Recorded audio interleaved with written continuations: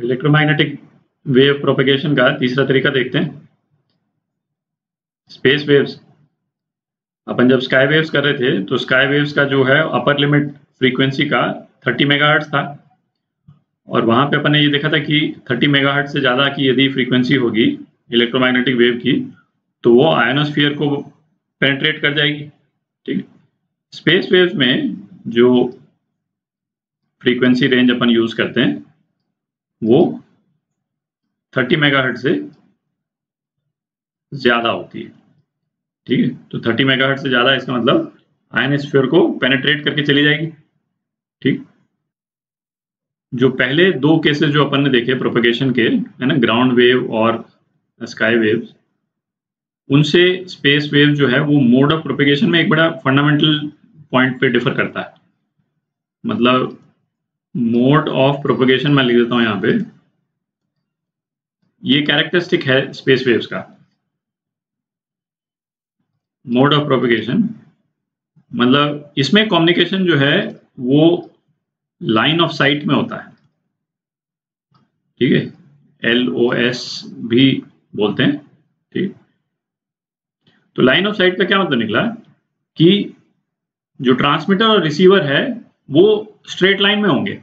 मतलब ट्रांसमीटर एक तरह से देख सकता है ना, लाइन ऑफ साइट। मतलब ट्रांसमीटर से यदि हम देखें तो रिसीवर जो है वो दिख जाएगा तो कम्युनिकेशन हो जाएगा, यदि दिखेगा नहीं तो कम्युनिकेशन नहीं होगा, है ना। ग्राउंड वेव के केस में जैसे ऐसा नहीं था भाई। ग्राउंड वेव के केस में हमने देखा था कि यदि ट्रांसमीटर जो है वो हॉराइजन के पीछे भी हो, ठीक है, या किसी पेड़ के पीछे भी हो, तो जो ग्राउंड वेव जो है वो अर्थ के कर्वेचर के साथ में बेंड कर जाती है। ठीक है, और वहां पहुंच जाएगी।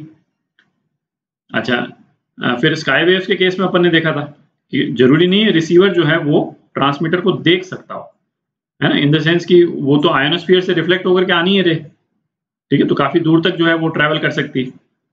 तो हॉराइजन के पीछे भी यदि रिसीवर होगा तो रे पहुंच जाएगी। ठीक, यहां पे ऐसा नहीं है। तो स्पेस वेव्स का एक एग्जांपल जो है वो यहाँ पे इस डायग्राम में बना रखा है। तो ये जैसे सैटेलाइट है, तो सैटेलाइट के साथ में जितने कम्युनिकेशन है वो स्पेस वेव वाली कैटेगरी में आते हैं। ठीक है, जैसे एक एग्जांपल हो गया आपका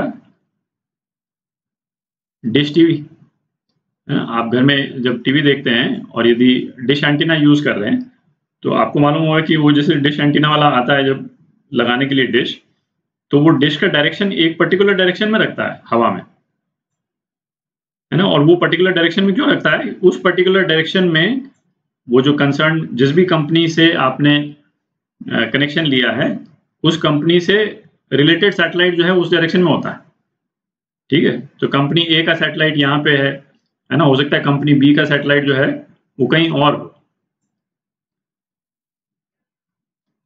ठीक है, तो कंपनी ए के सैटेलाइट का डायरेक्शन जो है वो ये होगा, और कंपनी बी से यदि आपने लिया हो तो उसका सैटेलाइट का डायरेक्शन डिफरेंट है, तो आपका जो डिश का डायरेक्शन जो है वो डिफरेंट डायरेक्शन में लगाना पड़ेगा। फिर टेलीविजन के अलावा जैसे आपके जो वेदर सैटेलाइट्स हैं, जिससे आपको वेदर फोरकास्टिंग मिलती है, ठीक है, तो वो भी स्पेस वेव्स यूज करते हैं। अच्छा, जैसा मैंने कहा कि स्पेस वेव्स का जो मेन कैरेक्टरिस्टिक जो है ना, other than frequency, main characteristic है कि उसमें कम्युनिकेशन जो है वो लाइन ऑफ साइट में होता है। और लाइन ऑफ साइट कम्युनिकेशन जरूरी नहीं है कि आयोनोस्फीयर को पेनिट्रेट करके हमको जो है वो स्पेस में किसी सैटेलाइट के साथ ही कम्युनिकेट करना हो ना। ये जो वर्ड जो है स्पेस, इसको पढ़ने से ज्यादा लगता है कि सारा कम्युनिकेशन सैटेलाइट के थ्रू ही हो रहा है क्योंकि सैटेलाइट स्पेस में है ना। ऐसा नहीं है। इसका लाइन ऑफ साइट कम्युनिकेशन का एक और एग्जांपल देखते हैं, वो भी स्पेस वेव्स का ही एग्जांपल है। तो जैसे इस वाले केस में हम देखें तो ये सपोज ट्रांसमिटिंग टावर है और ये रिसीविंग टावर है। दोनों ही टावर्स जो हैं वो ग्राउंड पे ही है। ठीक है, इसमें कोई भी कम्युनिकेशन जो है स्पेस में नहीं जा रहा है, पर लाइन ऑफ साइट कम्युनिकेशन है, इन द सेंस कि ट्रांसमिटिंग टावर जो है वो रिसीविंग टावर को देख सकता है। यहां से जो वेव जाएगी बिल्कुल स्ट्रेट जाएगी रिसीविंग टावर तक। ठीक है, अच्छा, और ऐसे वाले केस में हम रेंज पता कर सकते हैं। तो सपोज जैसे ट्रांसमिटिंग टावर है, इसकी हाइट जो है वो HT है, ठीक है, इसको DT बोल देते हैं, ये वाला है ना, ये पॉइंट A, ये B, ये C है ना। AB जो डिस्टेंस है उसको DT बोल देते हैं, और BC जो डिस्टेंस है DR बोल देते हैं, है ना। T फॉर ट्रांसमिशन और R फॉर रिसीवर या रिसेप्शन, ठीक है। अच्छा, अब जैसे सपोज रेडियस ऑफ अर्थ यदि हमको बनाना हो अप्रोक्सीमेटली, तो ये रेडियस ऑफ अर्थ हो गया, ठीक है। अच्छा, ये भी रेडियस ऑफ अर्थ है, ठीक है। ये angle 90 degree,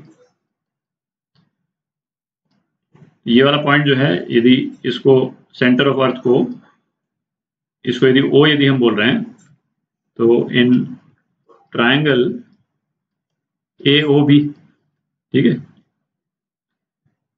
HT plus R whole square, HT plus R whole square, ये किसके बराबर है, DT square plus R square, ठीक है।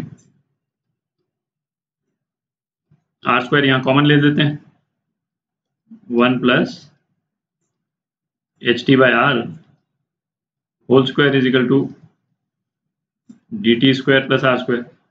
अच्छा, ये तो क्लियर ही है कि HT जो है वो रेडियस ऑफ अर्थ से बहुत छोटा है, ठीक है। तो इस वाले ब्रैकेट को हम एक्सपैंड कर सकते हैं, तो ये क्या हो जाएगा, R square 1 plus twice HT by R, ठीक है। इसका सेकंड पावर नहीं ले रहे हैं, क्योंकि HT बाय R जो है बहुत छोटा है, तो इसका सेकंड पावर लेंगे, मतलब HT by R whole square यदि लेंगे तो वैसे भी बहुत छोटा नंबर हो जाएगा। तो ये हो गया आपका DT square plus R square, ठीक। अच्छा, ब्रैकेट खोल करके आप रिलेशन निकालेंगे, तो DT कितना आएगा, 2HTR अंडर रूट, ये DT आ गया।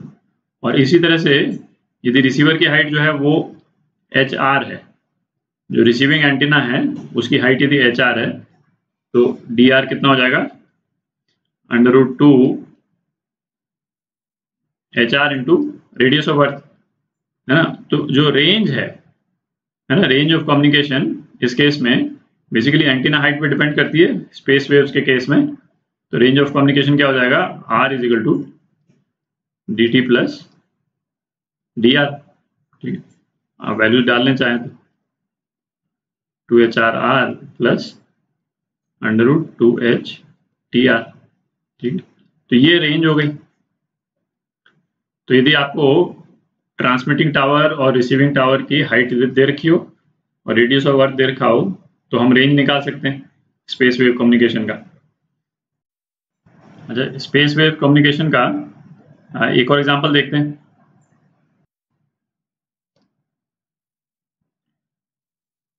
तो ये तीसरा एग्जांपल हो गया, ठीक है। जो एरोप्लेन्स के साथ में जो कम्युनिकेशन होता है ना, ग्राउंड स्टेशंस के साथ में जो एयरपोर्ट्स में, तो वो कम्युनिकेशन भी direct line of site communication होता है, ठीक है। लाइन ऑफ साइट कम्युनिकेशन में है, और उसकी जो फ्रीक्वेंसी रेंज है वो भी जो स्पेस वेव्स के लिए जो फ्रीक्वेंसी रेंज हम यूज करते हैं उसी में आता है।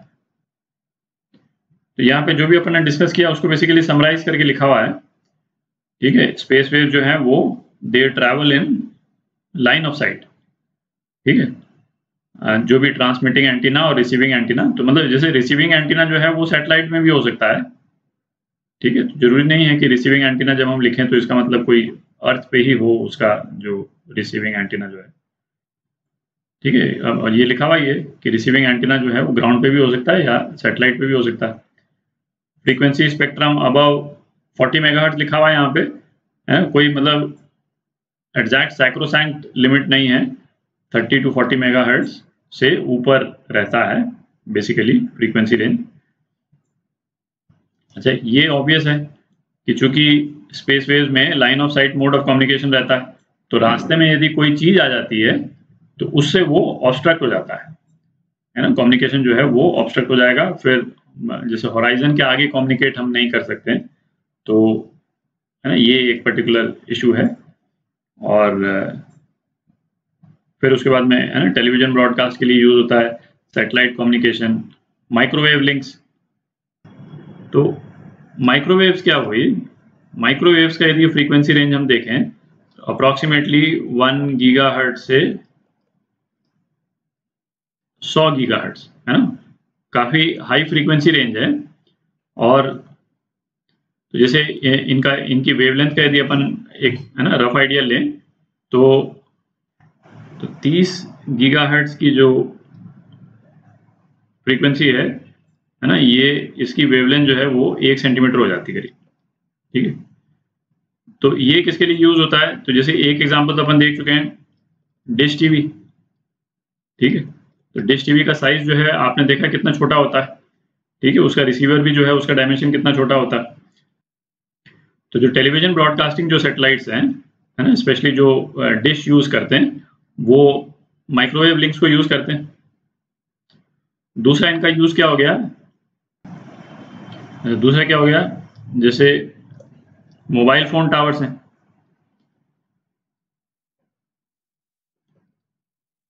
मोबाइल फोन टावर्स भी माइक्रोवेव यूज करते हैं, ठीक है, अप्रोक्सीमेटली 1 गीगाहर्ट्ज से 2 गीगाहर्ट्ज रेंज में, ठीक है। वेरी करेगा मोबाइल ऑपरेटर से मोबाइल ऑपरेटर के बीच में, पर अप्रोक्सीमेटली ये फ्रीक्वेंसी रेंज रहती है, ठीक है। तो स्पेस वेव में बेसिकली ये एस्पेक्ट हैं जो अपने को ध्यान में रहना चाहिए।